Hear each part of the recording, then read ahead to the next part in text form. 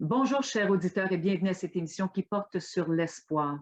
Aujourd'hui, j'ai le plaisir de discuter du rôle de proche aidant en compagnie de M. Yves Thibodeau, qui, depuis quelques années déjà, soutient sa mère qui vit présentement en centre d'hébergement et de soins de longue durée, plus communément appelé CHSLD.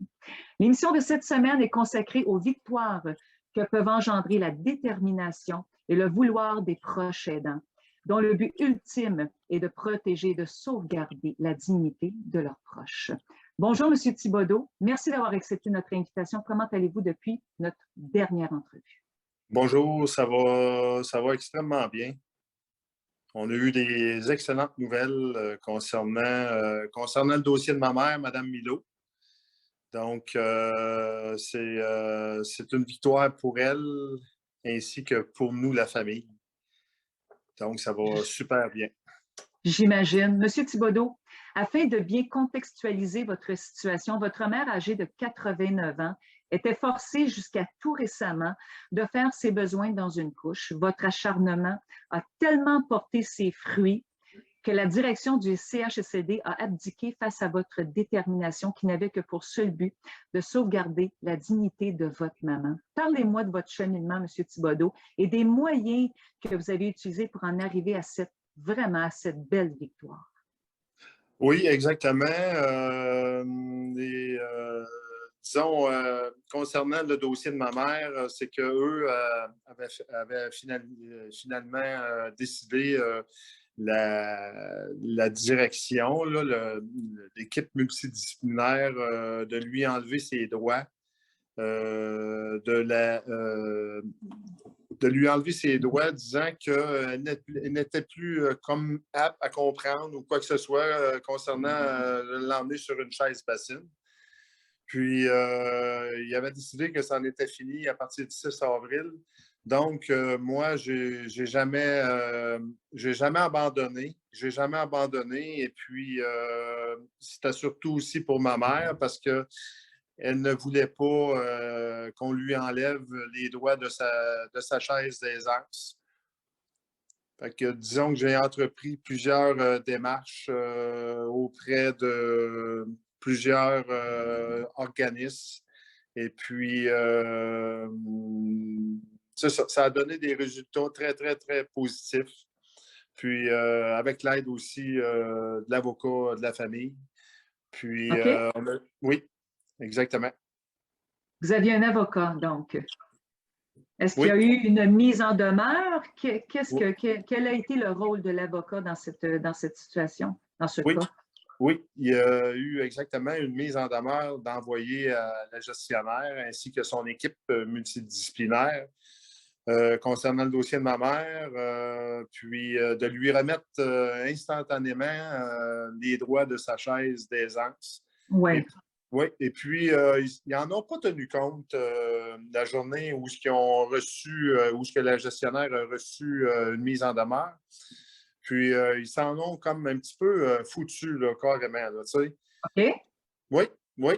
Puis, ça a duré je vous dis, 3 semaines, 2 semaines et demie, 3 semaines, là, que ma mère n'avait plus le droit d'aller se satisfaire sur une chaise d'aisance. Et puis, elle souffrait beaucoup. Elle souffrait, J'imagine. oui, à tous les jours, elle souffrait, elle pleurait jusqu'à se retenir et Ah, puis ne pas vouloir faire ses besoins dans sa culotte. Là, donc, je la voyais souffrir et puis à tous les jours, c'est des choses qui sont inacceptables. C'est inacceptable. Et puis, ils ont décidé, la direction, de nous rencontrer suite à la mise en demeure. Et puis, la famille a rencontré la directrice de l'établissement, de l'hébergement, pour discuter du problème. Du problème. Puis, nous ont offert de réévaluer ma mère concernant ses besoins, parce que eux, la raison qu'ils disaient, l'équipe oui. multidisciplinaire, ça ne tenait pas debout. Là. C'était des raisons non valables. Non Puis, fondé, dans le fond, non c'était... fondé, exactement, non fondé. Et puis, ça ne tenait pas debout, là.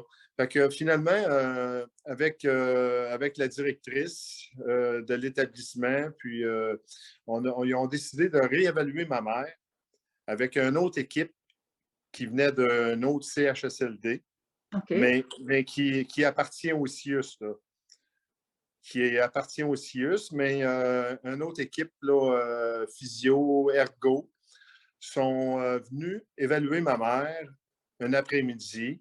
C'était concentré surtout sur le portolif pour la prendre et puis J'imagine. l'asseoir sur la chaise bassine. C'est ce qu'ils ont analysé. Puis moi, j'étais là lors de l'évaluation avec ma mère dans la chambre. Et puis, ça a quand même très bien été. Ça a très, très, très bien été. Mais j'avais des sérieux doutes après l'évaluation. Quand ils ont fini l'évaluation, j'avais quand même des doutes parce que, vu que l'équipe d'évaluation appartenait, il travaillait pour le même CIUS que ma mère où ce qu'elle Et est je vous comprends. présentement, j'avais des sérieux doutes pour lui remettre la chaise aisance. Mais M. Thibodeau, ils ont quand même fait preuve d'honnêteté et ils ont été très objectifs parce que par une belle journée, hein, on doit se le dire, vous Oui, avez reçu un coup de téléphone oui, qui allait changer complètement la donne. Parlez-moi de ce fameux coup de fil que vous avez oui, reçu. oui. Lors de l'évaluation, le lendemain, la directrice d'hébergement m'a rappelé dans l'après-midi, un jeudi, pour m'annoncer cette excellente nouvelle, disant que l'équipe qui était venue évaluer ma mère avait fait le rapport. Et puis, le rapport n'a pas été long là, à sortir, là, parce qu'eux le savaient là, Évidemment. en se servant du portolif et puis en l'assoyant sur la chaise bassine que ma mère est encore apte et vouloir aussi faire ses selles, là, même lors du transfert, là, était apte excusez, à vouloir continuer là, dans sa dignité, ces On peut choses. dire apte à vous, apte, prête à tout, au-delà du mot apte, prête à tout pour garder sa dignité. Exactement. C'est une battante, votre maman. C'est une battante. Et puis, jamais, jamais dans 100 ans qu'elle aurait accepté ces choses-là. Et puis, oui, exactement. Ma mère, c'est une battante, puis elle a du caractère. Puis, elle se voyait qu'elle était malheureuse aussi, puis pas juste elle, nous, la famille aussi. Puis, J'imagine. oui, pour en revenir à tout ça, quand on a eu l'excellente nouvelle de la directrice pour nous annoncer tout ça, qui remettait le service de la chaise d'aisance à ma mère, puis ça commençait, c'est un jeudi, qu'on a eu l'excellente nouvelle dans l'après-midi, et puis ça recommençait les services le jeudi soir. Mon Dieu, quand même. Moi, quand j'ai appris cette nouvelle-là, disons que j'ai été, écoutez, j'ai été une grosse demi-heure. Mes émotions, j'étais plus capable de parler. Parce qu'on se comprend, M. Thibodeau, là, on s'entend que en vous appelant, Oui, l'évaluation se fait, le lendemain, on vous appelle, et là, la direction, dans le fond, s'est rendu compte de sa faute de gestion que moi, je qualifierais d'inhumaine. Alors, exactement. vous recevez ce coup de fil-là, vous vous êtes battu, vous vous êtes Oui, donné corps et âme, l'évaluation se fait, vous recevez le coup de fil, mais après, M. Thibodeau, quand on raccroche la ligne, là, quand on met fin à la conversation, comment on se sent en dedans en tant que proche aidant? écoutez, Quelle était votre fille? Comment vous vous sentiez? moi là, Le comment je me guerrier? sens? Le... Oui, oui, exactement. Exactement. Je me sentais fier de moi. Avec Fier, raison. fier de moi, puis fier aussi de m'avoir battu pour ma mère. parce que c'est des décisions qui sont à l'interne. C'est des décisions que eux ne regardent pas le côté humain. Puis Ouais. moi là, je ne pouvais pas accepter. Non, je ne pouvais pas accepter leur décision. Je savais que ils étaient complètement dans le champ. Ils étaient complètement dans le champ. Et puis, je ne pouvais pas accepter toutes ces choses-là. Puis, de voir ma mère souffrir. Elle a souffert pendant le temps qu'ils ont enlevé sa chaise bassine pendant 2 semaines et demie, comme j'ai dit tantôt. Ouais. Et puis, moi, je suis un peu comme ma mère, je suis un battant aussi. Et puis, écoutez, même si les portes se ferment alentour de nous, il y a toujours une porte qui va s'ouvrir ailleurs. Il ne faut jamais abandonner. Il ne faut jamais abandonner. Écoutez, j'avais d'autres scénarios dans la tête aussi. Si eux ne voulaient pas remettre la chaise bassine, si eux ne voulaient pas revenir sur leur décision, j'avais quand même d'autres scénarios dans ma tête pour arriver à ce que ma mère soit heureuse et puis de lui remettre simplement ce qu'elle veut et puis de garder sa dignité. Parlons-en, le fait qu'elle soit heureuse, M. Thibodeau. Parlez-moi de la réaction de votre mère lorsque, pour la première fois, après 2 semaines et demie, les préposés ont acquiescé à sa demande et lui ont présenté la fameuse chaise bassine. Quelle a été sa réaction? Écoutez, c'est une femme complètement différente, changée par son humeur. Écoutez, là, quand on l'a assis sur la chaise Oui. bassine, Quelle a été sa euh, réaction? écoutez, c'est une femme là, qui était changée. Elle ne souffrait plus. Elle était contente de se rasseoir sur la chaise d'aisance. Et puis, c'est comme si, dans un sens, c'est comme si ça ne s'aurait jamais arrêté, ces choses-là, mais je sais qu'elle a souffert pendant 2 semaines et demie de temps. Mais en dedans de vous, là, quand vous saviez que la chaise s'en venait vers elle, parce que Oui, c'est tout un moment, pour certaines personnes, c'est pas grand-chose, mais pour un proche exactement. aidant et son proche, c'est tout un événement. Moi, je me rappelle quand ma mère, on lui avait interdit de boire de l'eau, puis que j'ai eu l'aval d'un médecin pour me dire, ben votre mère, pas si pire que ça, elle peut boire de l'eau sous supervision. La première fois que ma mère a pris son verre d'eau, c'était tout un événement et pourtant, c'était qu'un simple verre d'eau.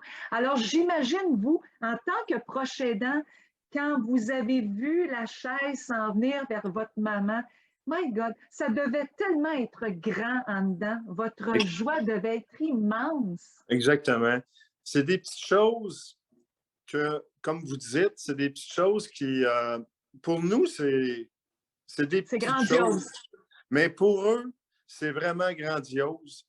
C'est, c'est tout ce qu'elle demande, cette madame-là. Rendue à 90 ans, c'est tout ce qu'elle demande. Elle ne demande plus rien d'autre que garder sa Ta dignité. dignité.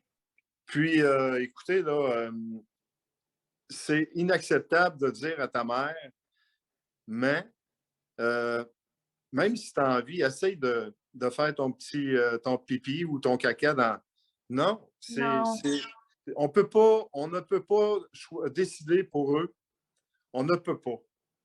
On ne peut pas Monsieur décider pour eux. Thibodeau, votre rôle de proche aidant a maintenant pris tout son sens et j'imagine que plus rien ne viendra à bout de votre détermination. Exactement. C'est une bataille que j'ai gagnée avec ma mère. Et puis, et puis moi, je veux passer un message à ceux qui. Un genre de conseil? Oui, oui, un genre Oui, de allez-y, conseil. allez-y. Faut jamais, jamais désespérer. Faut, même si les portes se ferment devant nous, à quelque part, il va toujours avoir une porte qui va s'ouvrir, même si ce n'est pas devant nous, il va y avoir une porte à côté qui va s'ouvrir, qui va arriver à ouvrir la porte principale qui fait que les choses réussissent à se régler. Il ne faut jamais oublier qu'il y a toujours une solution. Il y a toujours une solution au problème. Puis, écoutez, moi, je suis quand même fier de ce que j'ai accompli. Avec raison. Oui, puis moi, je l'ai fait pour ma mère. Et puis, si ça serait recommencé, je repasserais, je referais les mêmes choses. Peut-être différemment, là, mais il reste que, tu sais, moi, je ne pouvais pas accepter ces choses-là, surtout pour ce qui concerne ma mère. Dans le fond, tout ce qu'on doit retenir, M. Thibodeau, c'est qu'en tant que proche aidant, il ne faut jamais baisser les bras. Et M. Thibodeau, j'aimerais vous dire, en terminant, je désire saluer votre ténacité. Vous avez excellé dans l'art de vous tenir debout et c'est tout en votre honneur. Vous avez donné un second souffle de vie à votre mère, ce qui n'est pas rien. Je suis persuadée que l'équipe se joindra à moi pour vous souhaiter, à vous et à votre mère, tout le bonheur souhaité et que la dignité de votre mère soit respectée à sa juste valeur. Merci, M. Thibodeau. Vous êtes courageux. Ne baissez jamais les bras. Et j'aimerais aussi dire aux auditeurs qui nous écoutent, qui nous écouteront ultérieurement lorsqu'ils visionneront la vidéo, je veux juste vous dire que je sais qu'il y en a parmi vous qui vivez des situations similaires à celles de M. Thibodeau. La seule chose que je peux vous dire, c'est de ne jamais baisser les bras et de toujours garder la tête haute. Il faut savoir résister et croire en ce rôle qui est nôtre. Soyez. C'est tout ce que vous pouvez être. Soyez. Croyez en vous et ne baissez jamais les bras. Monsieur Thibodeau, merci. Écoutez, je vous remercie beaucoup. Ça me fait plaisir. Et même si vous êtes dérangeant, parce que c'est le titre qu'on nous donne, c'est le titre qu'on porte malheureusement. Même si nous sommes dérangeants, M. Thibodeau, moi je trouve que c'est bien ainsi. Notre modus operandi devrait être de continuer de militer et de surtout dénoncer la maltraitance sous toutes ses formes. Et c'est ce que vous avez fait. Bravo, M. Thibodeau. Parfait, merci bien.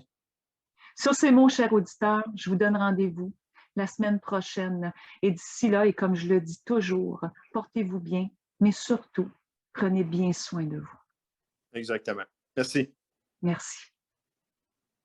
Le Conseil pour la protection des malades a pour but de protéger les usagers du réseau de la santé. Par exemple, contre la maltraitance. Ou les mauvais diagnostics. Pour seulement 49,95 $, vous pouvez devenir membre du Conseil pour la protection des malades. Ça me permet d'obtenir de l'information puis des conseils juridiques solides sur mes droits puis sur les recours possibles. Le Conseil pour la protection des malades. On fait équipe avec nos membres. cpm.qc.ca. Pour connaître l'envers de la médaille dans les CHSLD, lisez « Vous étiez là pour moi ». Merci.